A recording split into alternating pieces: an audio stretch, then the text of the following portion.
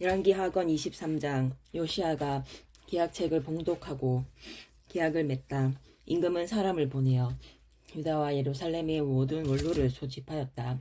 임금은 모든 유다 사람과 예루살렘의 모든 주민, 사젠들과 예언자들, 낮은 자에서 높은 자에 이르기까지 모든 백성을 데리고 주님의 집으로 올라가 주님의 집에서 발견된 계약책을 모든 말씀을 큰 소리로 읽어 그들에게 들려주었다. 그런 다음에 임금은 기둥 곁에 서서 주님을 따라 걸으며 마음을 다하고 목숨을 다하여 그분의 계명과 법령과 규정을 지켜 그 책에 쓰여 있는 계약의 말씀을 실천하기로 주님 앞에서 계약을 맺었다.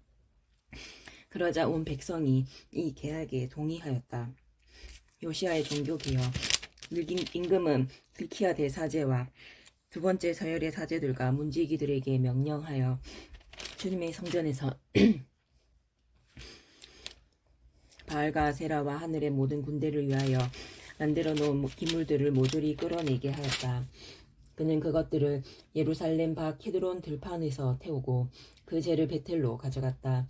그는 또 유다 임금들이 유다 성읍들과 예루살렘 둘레에 있는 산당들에서 분양하도록 내세운 우상 숭배 사제들을 내쫓았다. 또한 바알과 해와 달과 별자리들과 하늘의 모든 군대에서 분양하는 자들도 내쫓았다. 그리고 아세라 목상을 주님의 집에서 예루살렘 밖 키드론 골짜기로 끌어내다가 그것을 키드론 골짜기에서 태우고 가루로 만든 다음 서민 공동묘지에 뿌렸다. 임금은 또 주님의 집에 있던 신전 남창들의 집들을 허물어 버렸다. 그곳은 여자들이 아세라 숭배에 쓰는 천을 짜던 집들이었다. 그는 유다 성읍들에서 모든 사제를 불러들이고 게바에서 브에르세바에 이르기까지 그 사제들이 향을 피우던 산당들을 부정한 곳으로 만들었다. 성읍 대문을 들어서면서 왼쪽으로 여호수아 성주의 문이 있었는데 그 문 어귀에 세워진 대문 산당들도 허물어 버렸다. 산당의 사제들은 예루살렘에 있는 주님의 제단에 올라가지 못하였지만 자기 동료들과 함께 누룩 없는 빵은 먹었다. 임금은 벤 히논 골짜기에 있는 토펫을 부정한 곳으로 만들어 아무도 제 아들 딸을 불 속으로 지나가게 하여 몰록에게 바치지 못하도록 하였다.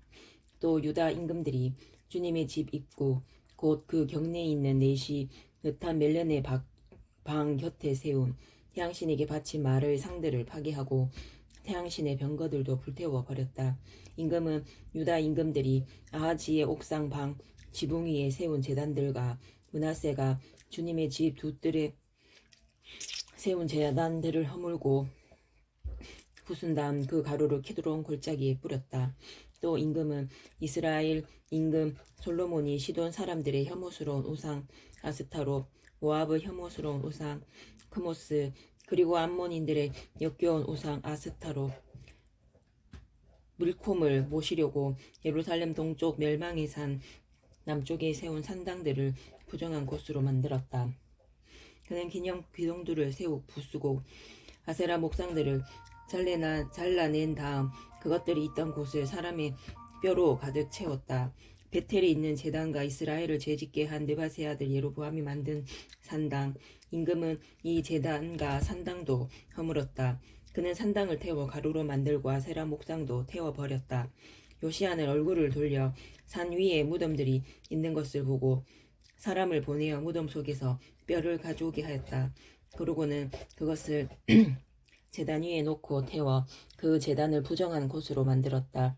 그리하여 일찍이 하느님의 사람이 이 일을 두고 선언한 주님의 말씀대로 되었다. 그때 요시야가 저기 보이는 기념 기둥은 무엇이요? 하고 물으니 성읍 사람들이 그에게 대답하였다. 유다에서 온 하느님의 사람의 무덤입니다. 그분은 임금님께서 베텔의 제단에 하신 이 일을 예고하신 분입니다. 그러자 임금이 말하였다. 그분은 그대로 두시오. 아무도 그분의 뼈를 옮기지 마시오. 그래서 그들은 그의 뼈를 사마리에서 온 예언자의 뼈와 함께 그대로 두었다. 요시야는 또한 이스라엘 임금들이 사마리아 성읍들에 만들어 놓아 주님의 분노를 돋운 모든 산당을 베텔에서 한 것과 똑같이 없앴다. 그는 그곳 산당들의 사제들을 모두 제단 위에서 죽이고 그들 위에 사람의 뼈를 얹어 태운 다음 예루살렘으로 돌아갔다. 요시아가 파스카 축제를 지내다 임금이 온 백성에게 명령을 내렸다. 이 계약체에 쓰여 있는 대로 주 여러분의 하나님을 위하여 파스카 축제를 지내십시오. 이스라엘을 다스리던 판관들의 시대부터 시작하여 이스라엘 임금들과 유다 임금들의 시대 내내 파스카 축제를 그렇게 지낸 적이 없었다. 요시야 임금 제18년에 이르러서야 예루살렘에서 그렇게 주님을 위하여 파스카 축제를 지내게 되었다. 요시야의 나머지 개혁. 요시야는 또 유다 땅과 예루살렘에서 눈에 띄는 대로 점쟁이와 영매와 수호신들과 우상들과 온갖 혐오스러운 것들을 치워버렸다.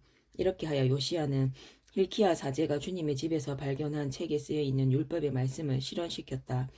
요시야처럼 모세의 모든 율법에 따라 마음을 다하고 목숨을 다하고 힘을 다하여 주님께 돌아온 임금은 그 앞에도 없었고 그 뒤에도 다시 나오지 않았다. 그러나 므낫세가 주님의 분노를 몹시 도두었기 때문에 주님께서는 유다를 거슬러 타오르는 커다란 분노의 열기를 거두지 않으셨다. 그래서 주님께서는 이렇게 선언하셨다. 나는 이스라엘을 물리친 것처럼 유다도 내 앞에서 물리치겠다.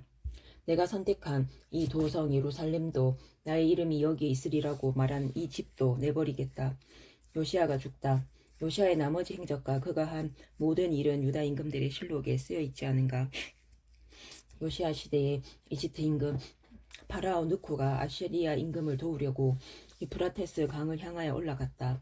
요시아 임금이 그와 맞서 싸우러 나가자 파라오 느코는 무깃도에서 요시아를 보고 그를 죽여버렸다. 신하들은 죽은 요시아를 병거에 실어 무깃도에서 예루살렘으로 옮겨와서 그의 무덤에 묻었다. 그 뒤에 나라 백성이 요시아의 아들 여호아하즈를 데려다가 기름을 붓고 그의 아버지 뒤를 이어 임금으로 세웠다. 여호아하즈의 유다 통치. 여호아하즈는 23살의 임금이 되어 예루살렘에서 석 달 동안 다스렸다. 그의 어머니 이름은 하무탈인데 리브나 출신 예레미야의 딸이었다. 그는 자기 조상들이 하던 그대로 주님의 눈에 거슬리는 악한 짓을 저질렀다. 파라오 느코가 하맛 지방 리블라에서 그를 잡아 가두어 예루살렘에서 다스리지 못하게 하고 그 나라의 은백 탈렌트와 금 1탈렌트를 배상금으로 바치게 하였다. 그러고 나서 파라오 느코는 요시아의 아들 엘야킴을 아버지 요시아의 뒤를 이어 임금으로 세우고 그의 이름을 여호야킴으로 바꾸게 하였다. 그런 다음에 여호아즈를 끌고 갔다. 여호아하즈는 이집트에 들어가 그곳에서 죽었다. 여호야킴의 유다 통치. 여호야킴은 파라오 느코에게 은과 금을 내주었는데 파라오가 명령한 돈을 바치기 위하여 나라에 먼저 세금을 부과해야만 하였다. 그는 파라오에게 그 은과 금을 내주려고 나라 백성에게서 각자의 형편에 따라 부과된 금액을 거두어 드렸다. 여호야킴은 25살의 임금이 되어 예루살렘에서 11해 동안 다스렸다. 그의 어머니 이름은 지비다인데 루마 출신 프다야의 딸이었다. 그는 자기 조상들이 하던 그대로 주님의 눈에 거슬리는 악한 짓을 저질렀다.